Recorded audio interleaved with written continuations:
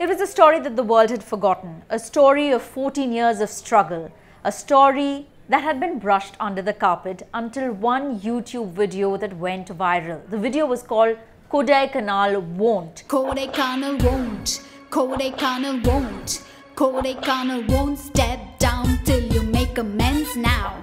This is the story of Kodai's frustration, known to us as the princess of hill stations.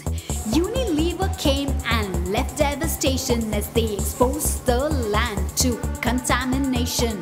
So here's the story. They set up a thermometer factory where workers handle toxic mercury. They dump their waste in the local shrubbery. Now that's some toxic shit.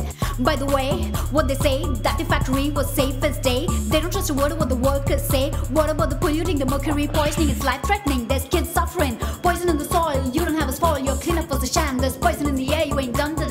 Kodaikanal won't, Kodaikanal won't, Kodaikanal won't step down till you make amends now. Today we're being joined by the rapper of the video, Sophia. Ashraf, thanks very much for joining us and speaking to CJ+. So let's start first, Sophie. I want to ask you, how close to the cause are you personally, and if there are any stories of struggle that you witnessed while you were associated with this cause? Now what's interesting is, yes, I did a lot of research and I really felt for the cause.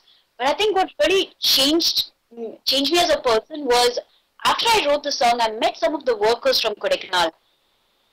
You talk to people, and then I spoke to this woman who told me she'd had 3 stillborn babies and that she held a blue baby in her arms, and I saw men with infections on their feet. I saw children with deformed ears, and then the problem became suddenly real, and then suddenly 45 deaths was just suddenly not a number. It was people, someone's husband. It was, the situation suddenly became larger for me, and that's what changed my life, definitely, when it came to this cause. What was the intention behind making this video, Sophie? What was the message that you wanted to give? I think the intention is the same intention that every guy who shared the video, every woman who has just written a status about it, and every reporter who is trying to report on it has, that this information needs to get out and that injustice will not be treated kindly. And did you expect the sort of reaction that you got? Nicki Minaj tweeted your video. Already the views have crossed 150,000. Was this anything close to your expectations when you were making this video? Definitely not. I mean, when we were making the video, you have best case scenarios.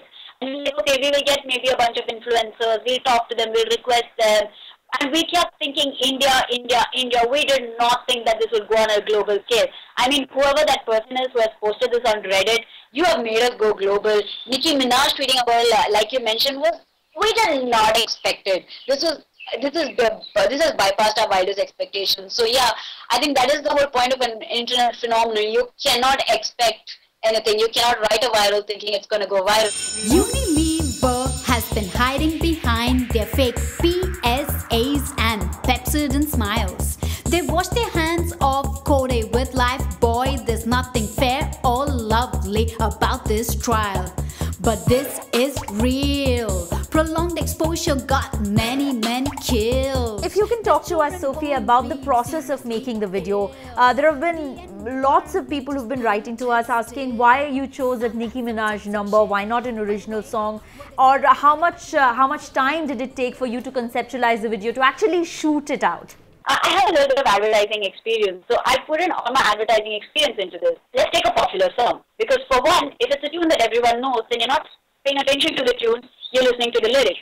And two, we are kind of piggybacking off the currency of someone as popular as Nicki Minaj. We shot it one day. It was a zero budget shoot. We just like rented a camera. That was the only cost.